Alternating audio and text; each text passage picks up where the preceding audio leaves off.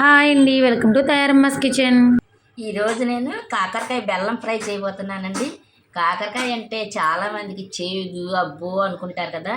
ఈ ఫ్రై తిన్నారంటే మళ్ళీ మళ్ళీ కాకరకాయ ఫ్రైయే తినాలనిపిస్తుంది మీకు. ఇదిగోండి ఈ విధంగా పల్చగా చక్రాల్లాగా కట్ చేసుకోవాలండి. కట్ చేసుకున్న తర్వాత డీప్ ఫ్రైకి సరిపడా మనం ఆయిల్ పెట్టుకోవాలి. డీప్ ఫ్రై అంటే మనం వేసుకునే ముక్కలకు తగ్గట్టుగా, కూర కంటే కాస్త ఎక్కువగా, డీప్ ఫ్రై కంటే కాస్త తక్కువగా నూనె ఈ ముక్కల్ని మనం అడుగు మునిగే వరకు పోసుకుని ఫ్రై చేసుకోవాలండి. నేను మీకు చూపిస్తాను ఎలా చేసుకోవాలో. చూస్తారు కదండి, స్టవ్ ఆన్ చేసుకుని మూకుడు పెట్టుకుని డీప్ ఫ్రైకి సరిపడా ఈ విధంగా నూనె పెట్టుకుని ముక్కల్ని వేసుకోవాలండి.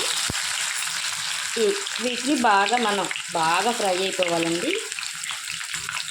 మనం కాకరకాయ అంటే పిల్లలు కానీ పెద్దవాళ్ళు కానీ చాలా ఇష్టపడరు, చేదు అనుకుని తినడం మానేస్తారు. కానీ ఇది తింటే మనకి చాలా ఒంటికి ఆరోగ్యానికి చాలా మేలు కలుగుద్దండి. ఎలా అయినా సరే పిల్లల చేత మనం తినిపించాలి, మనం కూడా తినాలి. చాలా బాగుంటుంది. బెల్లం ఫ్రై అయితే కాకరకాయ పులుసు వేసుకున్న చక్కగా బెల్లం వేసుకుని చేసుకుని చాలా బాగుంటుందండి. చూసారు కదండి, మధ్య మధ్యలో మనం ఈ విధంగా కల తీసుకుంటూ ఉండాలండి. ఇవన్నీ బాగా డీప్ ఫ్రై అయిపోవాలి. మూత పెట్టుకుని మధ్య మధ్యలో మనం 2 నిమిషాలకు ఒకసారి వచ్చి కల తీసుకుంటూ ఉండాలి. చూసారు కదండి, ఈ విధంగా బాగా డ్రై రోస్ట్ అయిపోవాలండి. డ్రై రోస్ట్ అయిపోయిన తర్వాత దీనికి తగ్గట్టుగా మనం సాల్ట్, మన కారంకి తినే తగ్గట్టుగా చూసుకుని కారం వేసుకోవాలి. నేను 1 స్పూన్ కారం వేస్తున్నానండి.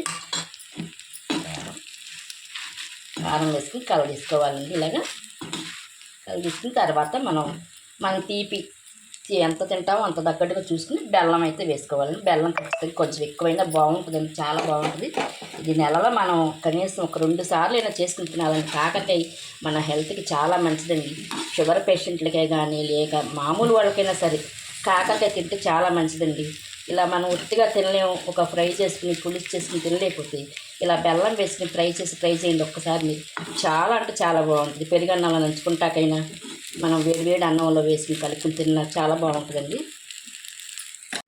ఇంతేనండి, కాకరకాయ ఫ్రై రెడీ అయిపోయిందండి. బెల్లంతో కాకరకాయ ఫ్రై చూశారు కదా, ఈ విధంగా బాగా ఏగిపోద్ది. మనం బెల్లం వేస్తాం కదండి, ఆరేసరికి ఇలా కరకరలాడుతూ మన పళ్ళు ఉన్న వాళ్ళకైతే తింటుంటే తీగా కారంగా మధ్య మధ్యలో ఆ చేదు ఫ్లేవర్ తగులుతూ చాలా బాగుంటుందండి.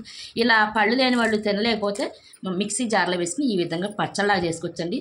ఇది కూడా చాలా బాగుంటుందండి అన్నంలో వేసి కలుపుకుంటే. అయిపోయిందండి. కొంచెం నూనె వేసుకుని ఈ పచ్చడిని కలుపుకుని తింటే ఉంటుందండి. చాలా సూపర్గా అంటే సూపర్గా ఉంటుంది. కాకరకాయ ఫ్రై చూసుంటారు, కాకరకాయ కారపొడి చూసుంటారు, పచ్చడి ఎప్పుడు చూడలేదు కదండి. ఈసారి మీరు ట్రై చేసి చూడండి. పళ్ళు లేని ముసలి వాళ్ళు సైతం చక్కగా తింటారండి. Please subscribe my channel. Thank you.